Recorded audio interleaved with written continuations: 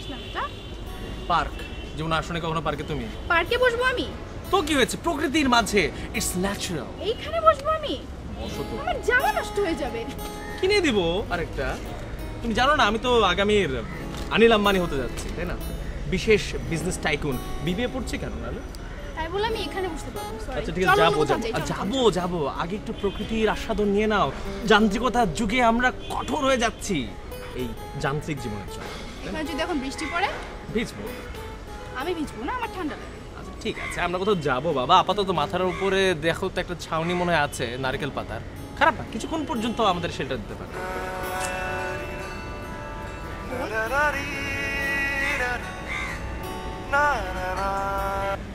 ভাইয়া? হ্যাঁ না ফ্রি আছে। কয়টা? ওকে 4টা। হ্যাঁ ওকে বাই। কে ফোন করেছে? রুদ্র ভাইয়া। আজকে 4টার দিকে, এখন কয়টা বাজে? আরেকটা। তাহলে আমরা কতক্ষণ থাকবো? 1.5 ঘন্টা ইজন্ট ইট এনাফ? না আমরা তো এখানে অবশ্যই বসছি না। আমরা অন্য কোথাও যাবো। সারা দিন আমার সাথে ইম্পসিবল। আজকে স্ক্রিপ্টিং ফাইনাল হবে। আজকে তুমি নিশ্চয়ই কোনো মেয়ের সাথে দেখা করছো। দেখি তো নাম্বারটা। দেখো সব মেয়ে তোমার মতো গাধা না। দেখি নাম্বারটা একটু দেখি। দেখো সব মেয়ে তোমার মতো গাধা না যে আমার সাথে ডেট করবে, বুঝছো? দেখো কল করো। আমি কেন কল করব? আমি জানি ছেলেরা সব এমনই। কল করো। না কল আমি করব। আমি জানি এটা অন্য কোনো মেয়ে তোমাকে ফোন করেছে।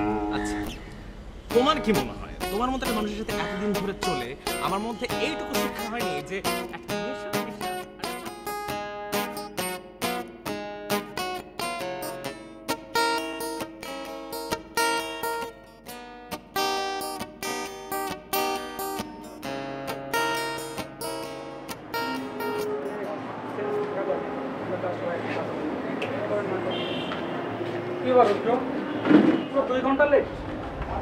সরি বন্ধু, কাজে আটকে গেছিলাম, সরি। দেখো রুদ্র, এভাবে ইনডিসিপ্লিন হলে তো ফিল্ম মুভমেন্ট করা সম্ভব না। আমাদের টাকা কম, লোকবল কম। অ্যাটলিস্ট আমরা যে কজন আছি তাদের 100% দেওয়া উচিত। আপনি টেনশন করবেন না, সব ঠিক হয়ে যাবে, ম্যানেজ করবো। প্লিজ টেনশন করেন না। চা খাবি? প্লিজ একটা মিনিট, ফোন।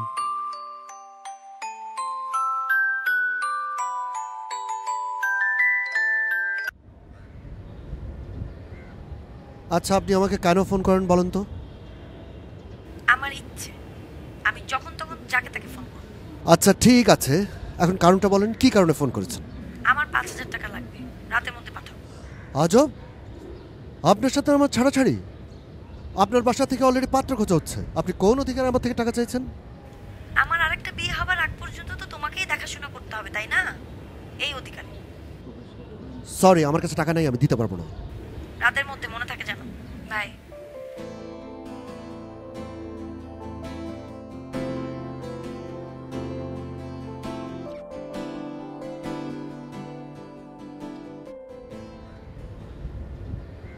Sorry sorry.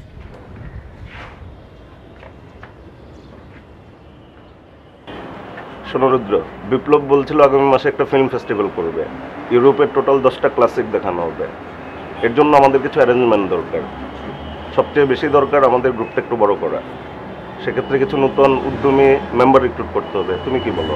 জি, আপনি ভাববেন না আমি ছেলে পেলে বলে রাখছি, কিন্তু এখনকার ছেলে পেলেদের মুশকিল যেটা হয় সেটা হচ্ছে এদিকে এই ধরনের মুভমেন্ট আসতে চায় না। ভাববেন না, ঠিক হয়ে যাবে। ঠিক আছে। জামান ভাই, হলের ডেটটা বুকিং দিয়েছেন? কারণ ওটা না হলে আবার দেখা যাবে আমরা সব কিছু করলাম, ডেট পেলাম না পরে। ওগুলো সময় মতো বুকিং দিয়ে দেওয়া হবে। সব কিছু ঠিকঠাক মতো বলছিস তো? আমি চেষ্টা করছি, বাট ডোন্ট ওয়ারি, ঠিক হয়ে যাবে, সব ঠিক হয়ে যাবে।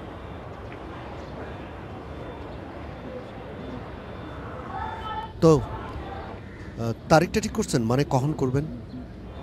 হ্যাঁ, তারিখটা তো আগামী মাসেই হওয়ার কথা, তাই না? শুরুর দিকে না শেষের দিকে? শেষের দিকে। তাহলে ওটার জন্য একটা অডিটোরিয়াম বুকিং দিতে হবে তো নাকি? সেটার মধ্যে হয়ে যাবে। আচ্ছা, সেটা একটু আগে ভাগে একটু বললেন, তারপর দেখা যাবে যে ডেট চাচ্ছি সেই ডেটে হয়তো অডিটোরিয়ামটা আমরা পাইনি, এটাও তো হতে পারে।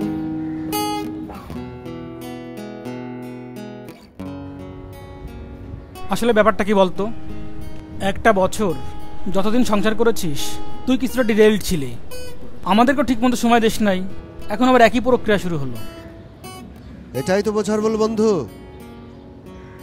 অর্পিতা কিন্তু আমাকে ফোন দেয় কোনো জিনিসপত্রের চাহিদা পূরণের জন্য না, সে আমাকে ছাড়া থাকতে পারছে না। কথা বলা, এটা চাওয়া ওটা চাওয়া, এগুলো হচ্ছে বাহানা মাত্র। আমি কত বাহানা করি না ওর সাথে কথা বলার জন্য, দেখা করার জন্য। এতই যখন তোদের ভালোবাসা, তাহলে ছাড়াছাড়ি হলো কেন? এটাই তো ট্র্যাজেডি। ছাড়াছাড়ি হওয়ার আগে তো বুঝেই নাই যে ওকে এত ভালোবাসি। আর মজার কথা কি জানিস, ওকে ভালোবাসি কথাটাই কোনোদিন বলা হয়নি। বাহ, এর চেয়ে তার ছাড়া লাভ স্টোরি হতেই পারে না। সাবাস। আরে তোদেরকে দিয়েই তো হবে। চালাতেই থাক, রসাতলে যা, রসাতলে যা, চালাতেই থাক। চালাতেই আছি, রসাতলে যাচ্ছি, রসাতলে যাচ্ছি, চালাতেই আছি। দোয়া করো।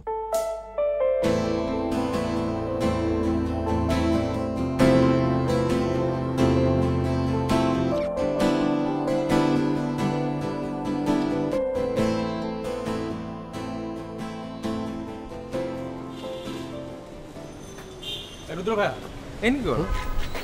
না, এই তো মানে তোর কি খবর? হ্যাঁ ভালো। তুমি তো অফিসে যেতে বললে, যাবে না? ও হ্যাঁ হ্যাঁ, মানে যেটা বলছিলাম আর কি, আমরা একটা ফিল্ম ফেস্টিভ্যাল করার একটা প্ল্যান চলছে আর কি, মানে বেশ বড়সড় একটা ব্যাপার। তো ওখানে আমাদের কিছু তরুণ কর্মী লাগবে আর কি, মানে ওদের মতো ইয়াং, মানে যাদের ধর ডেডিকেশন আছে তোর ফিল্মের প্রতি। আচ্ছা, মানে খুব জান প্রাণ যাদের মানে ফিল্মের প্রতি যারা মানে ডেডিকেটেড, তাদেরকে নিয়ে আমরা। কিন্তু দেখো, তোমার আমার পছন্দ কি সবার সাথে মিলবে? সবাই তো হয় দেখবে রেডি, দাবাং, রাওয়ান। হ্যাঁ আচ্ছা, ইয়ে তুই এটা বুঝে নিয়ে রাখ, আমি তোর সাথে পরে কথা বলবো। রুদ্র ভাইয়া, হ্যাঁ আপুর সাথে দেখা করতে এসেছিল।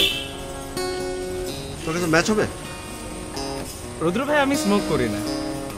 আচ্ছা ঠিক আছে, আমি তোর সাথে পরে কথা বলবো। হ্যাঁ শোনো, থাকো, আপুর সাথে দেখা হলে আমার সালাম দিয়ে দিও।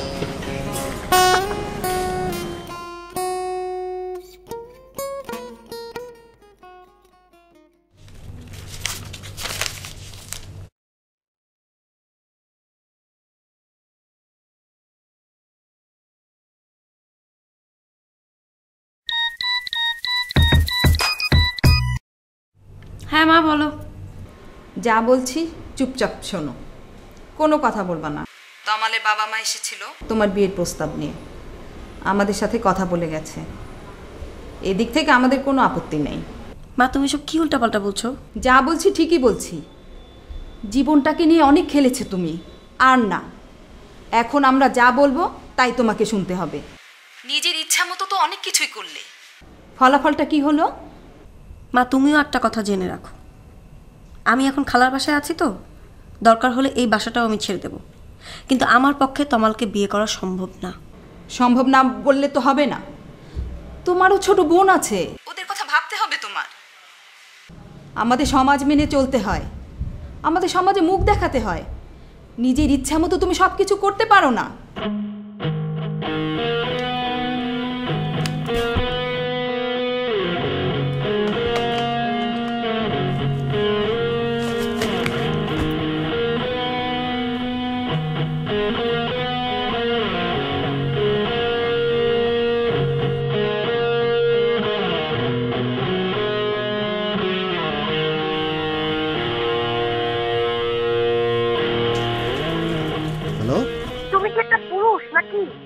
লজ্জা করে না তোমার? তমাল আমার কাছে বিয়ের প্রস্তাব পাঠায় কি করে? ওর এত বড় সাহস! তুমি কি কিছুই করবে না? তোমার শরীরে কি টিকটিকির মতন সাদা রক্ত নাকি লাল রক্ত? তুমি আজকে অবশ্যই চেক করে দেখবা যে তোমার শরীরে যদি টিকটিকির মতো সাদা রক্ত না হয়ে থাকে, লাল রক্ত হয়ে থাকে, তাহলে প্লিজ কিছু একটা করো। আর যদি সাদা রক্ত হয়ে থাকে তাহলে কিছুই করার দরকার নাই, তোমার চুপ করে বসে থাকো।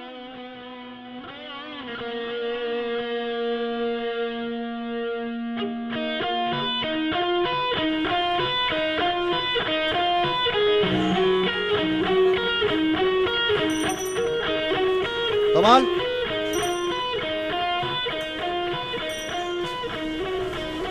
আপনি এখানে? কাজটা তুমি কেমনে পারলা তোমার? ভাইয়া কোন কাজ? অর্পিতা আর আমার টোটাল ব্যাপারটা তুমি জানো। তোমার ফ্রেন্ড অর্পিতা, তুমি তার বাসায় কি করে বিয়ের প্রস্তাব পাঠালো? ভাইয়া আসলে ব্যাপারটা হচ্ছে যে আমি কিছুই জানতাম না, আমার বাবা মাই সিদ্ধান্ত নিলেন, তারাই সব করেছেন, আমি জানি না আসলে ব্যাপারটা। তুমি বলতে চাচ্ছ তোমাকে জিজ্ঞেস না করে তোমার বিয়ের প্রস্তাব পাঠানো হয়েছে, তাই না? তুমি চাপাবাজি করো আমার সাথে। একটা কথা শুনে রাখো, তুমি আর তোমার ফ্যামিলি যদি আরেকটা স্টেপ আগাও খুব খারাপ হবে কিন্তু। তুই বুঝতে পারছো খুব খারাপ হবে কিন্তু।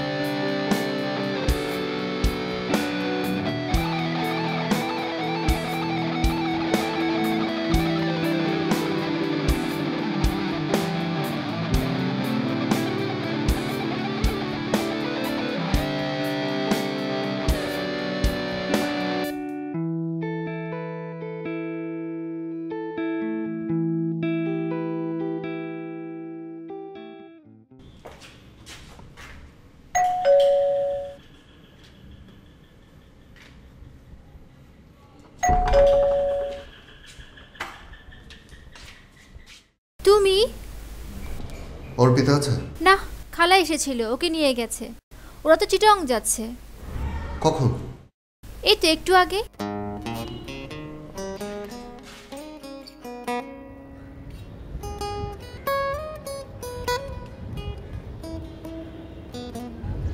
হ্যালো আন্টি, অর্পিতাকে একটু দেবেন? আমি একটু শেষবারের মতো কথা বলতে চাই অর্পিতার সাথে।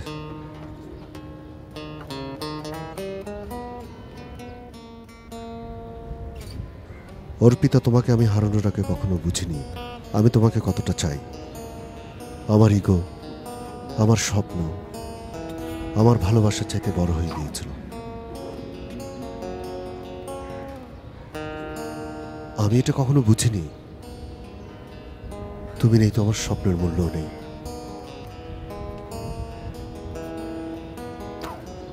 আজকে একটা কথাই বলবো যা কোনো দিন তোমাকে বলা হয়নি।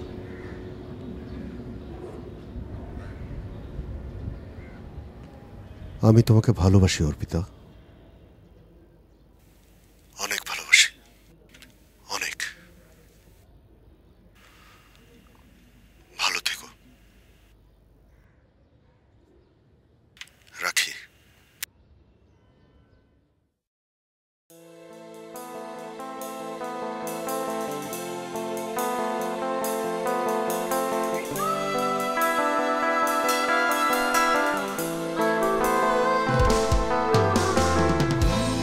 তুমি আমাকে ভুলে যাবে আমি ভাবতেই পারি না।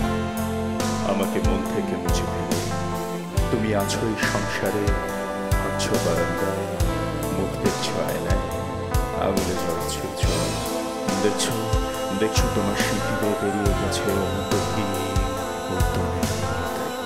দেখছো তোমার হাতের তালুতে ঝলমল করছে রূপালী শব্দ।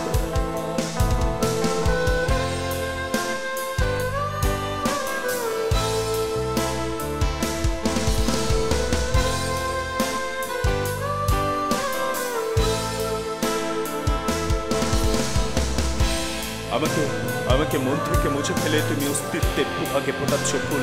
আমি আমি ভাবতেই পারি না।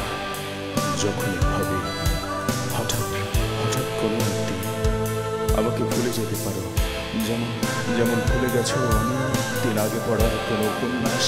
তখন তখন ভয় কালো কামিজ পরে হাজির হয় আমার সামনে, পায়চারি করে ঘন ঘন মগজের মেঝেতে। তখন তখন একটা পুনো ঘোড়ার ঘুরে রাখাতে ক্ষত বিক্ষত করে আমাকে, আর আমার আত্মনাদ তখন ঘুরপাক খেতে খেতে অবসন্ন হয়ে পড়ে নিশ্চুপ এক সময়। যেমন যেমন ভ্রষ্ট পথিকের চিৎকার হারিয়ে যায় বিশাল মরুভূমিতে।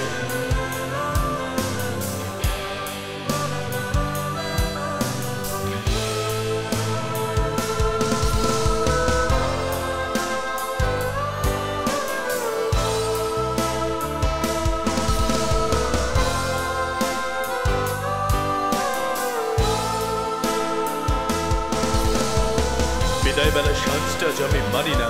আমি চাই ফিরে এসো তুমি স্মৃতি বিস্মৃতির প্রান্তর পেরিয়ে, শাড়ির ঢেউ তুলে সব অশ্লীল চিৎকার, সব বর্বর বচসা স্তব্ধ করে ফিরে এসো তুমি।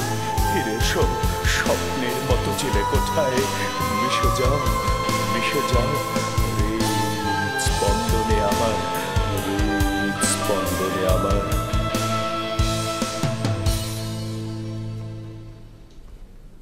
থামলে কেন? গল্প তো এখানে শেষ। গল্প শেষ? এখানে গল্প শেষ মানে শেষে ওদের কি হলো, পরিণতি, এগুলো দেখাবে না? আবার ভাই, গল্পটা আসলে দুটো মানুষের সম্পর্ক টানাপোড়েন নিয়ে। এটাকে গল্পের ফরম্যাটে না ফেলাই ভালো। এটা অনেকটা দুটো মানুষের কিছু সময়ের আবেগ, ইমোশনসের একটা ডকুমেন্টেশন। কিছু কিছু কম্প্রোমাইজ আমরা করি না বলে সম্পর্ক ভেঙে যায়। কিছু সময় ইগো, ক্যারিয়ার, এগুলো এসে আমাদের সম্পর্কের টুটিতে চেপে ধরে। এক ছাদের নিচে বসবাস করে ভালোবাসি কথাটা বলতেই আমরা ভুলে যাই।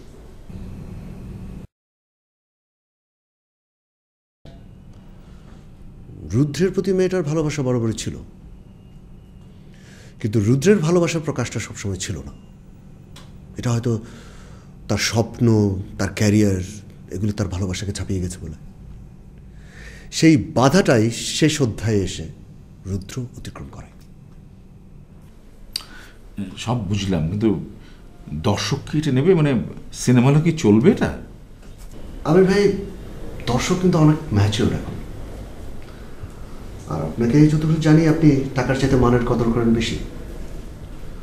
আপনাকে একজন ভালো ছবির প্রডিউসার হিসেবে আমরা চিনি। Year on. তুমি স্ক্রিপ্টটা রেখে যাবে, আমি পড়ে তারপরে আরও ডিটেল আলাপ করবো। মানে ফিল্মটা হচ্ছে? তাহলে হচ্ছে সেরকমই। তবে তুমি মনে রাখো যে বাজেটটা কিন্তু একটু লিমিটের মধ্যে রাখতে হবে। হ্যাঁ, thank you. Thank you. Thank you. Thank you.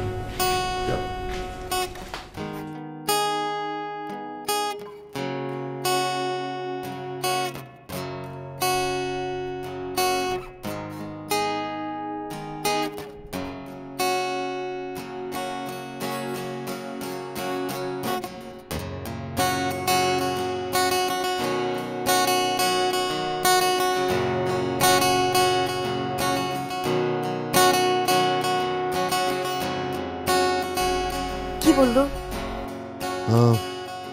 ফিল্মটা হচ্ছে। সত্যি?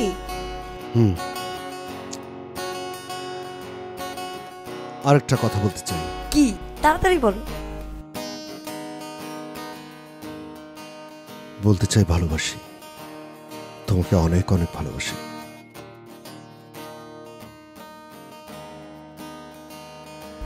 আমি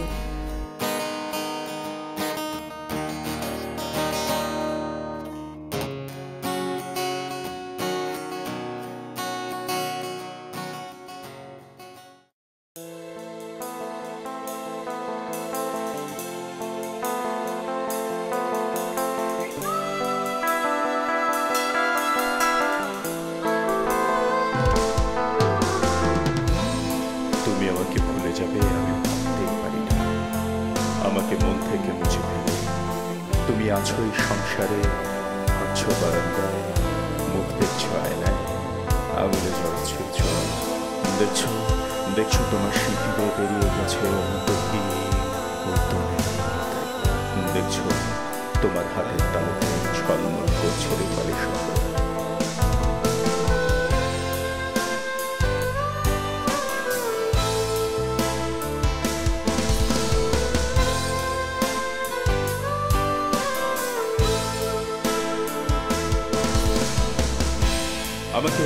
আমাকে মন থেকে মুছে ফেলে তুমি অস্তিত্বের ভূভাগে ফোটাচ্ছ ফুল। আমি আমি ভাবতেই পারি না। যখনই ভাবি হঠাৎ হঠাৎ কোনো একদিন আমাকে ভুলে যেতে পারো, যেমন যেমন ভুলে গেছো আমি দিন আগে পড়া কোনো উপন্যাস। তখন তখন ভয় কালো কামিজ পরে হাজির হয় আমার সামনে, পায়চারি করে ঘন ঘন মগজের মেঝেতে। তখন তখন একটা বুনো ঘোড়ার ঘোরের আঘাতে ক্ষতবিক্ষত করে আমাকে। আর আমার আত্মনাদ তখন ঘুরপাক খেতে খেতে অবসন্ন হয়ে পড়ে নিশ্চুপ এক সময়।